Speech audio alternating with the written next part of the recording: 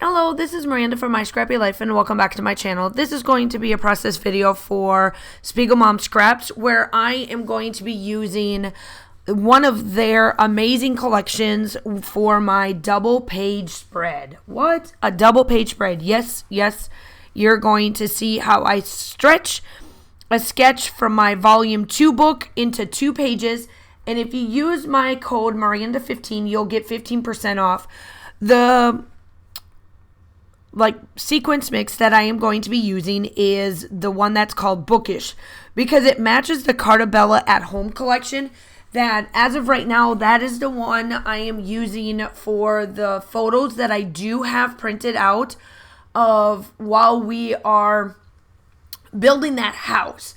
Now I do put it into 2-page spreads. I don't even cut any of it down.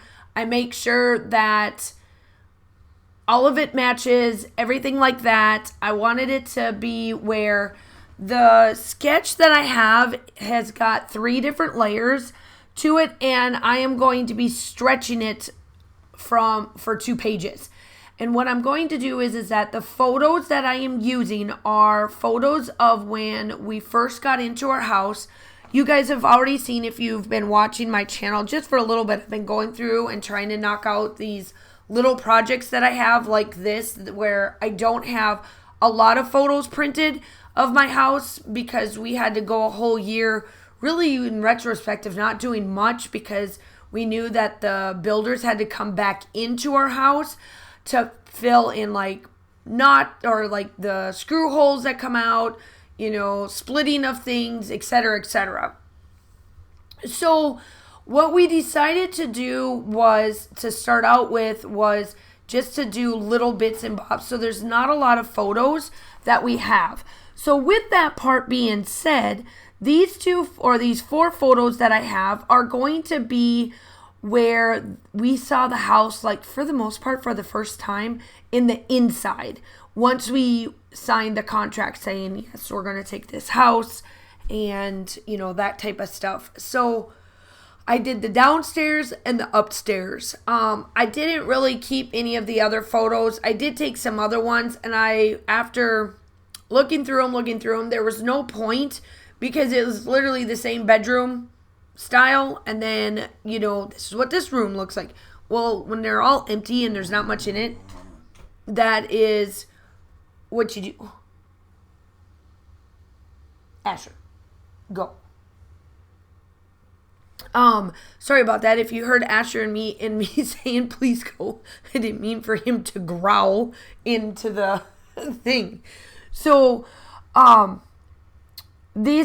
one side of it, side A, is the downstairs where you see the kitchen and the fireplace, and then, going out to the back. And then the upstairs is where my husband's man cave is, from one corner to the other corner. And then everything else, obviously, you guys know what bathrooms and bedrooms and all that looks like. So I just kind of wanted to document where we were at in our process. And I figured downstairs, the main area, living area, and then the upstairs main living area works for me. So that is what we're doing. So I am now going to be taking these different pieces and I'm going to be spreading them out.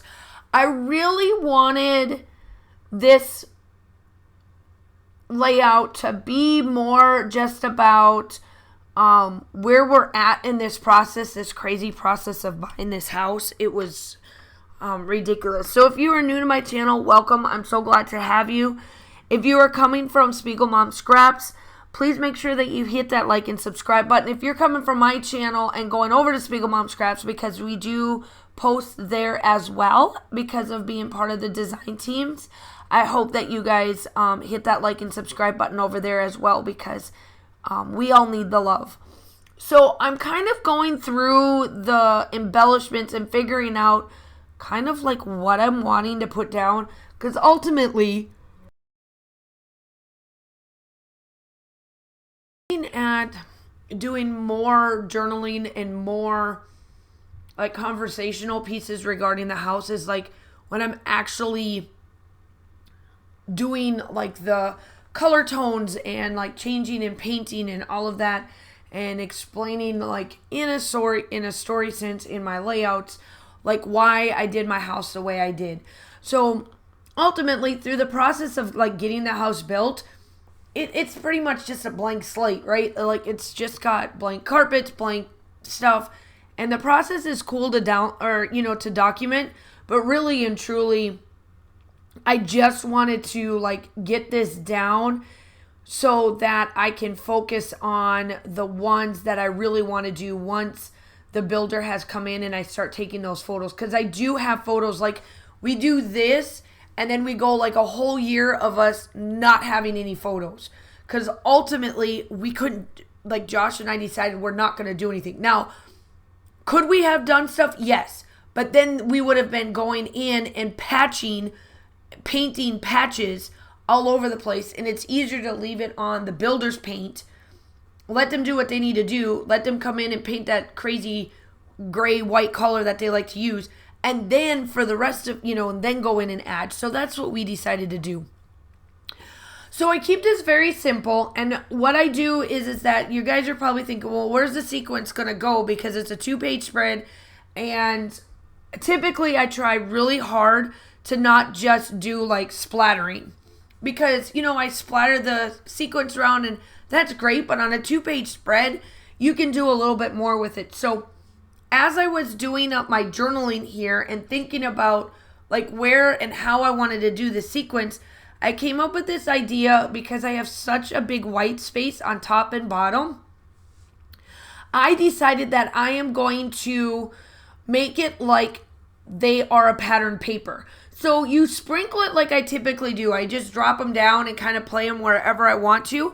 But it's going to look like I did a layering piece where it's just sprinkled along with all the colors, and it's like a focal point that draws you to the photos. It's not like a big added piece, but it adds to the factor that if you don't have enough papers, which this collection, I do have a lot, but I don't have a lot because I know that this collection, once it's out, it's out. I'm not one to go and rebuy a collection.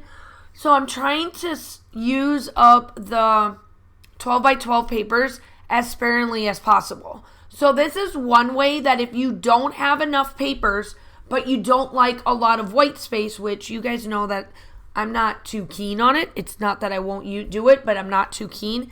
This is one way to take those sequences and put it into like a pattern paper type theme. They don't have to randomly be a same, like you're strategically putting these in certain places. They can be random just like this. And then at the very end, I add in my splatters, which then adds that little bit of mixed media feel to these pages. And it just adds that little bit of endness, I guess, to the layout if you want it. I don't want to say endness because that's not a word. It brings it all together and it just adds to it. So there's where it's all done. I absolutely love the way this is. Make sure that you like and subscribe. Do all the YouTube-y stuff that we always do. If you're coming from one or the other, make sure that you hit that subscribe button if you're not already subscribed. The still shots are coming up. I hope that you guys are all staying safe. Have a wonderful day, and I will talk to you soon. Bye.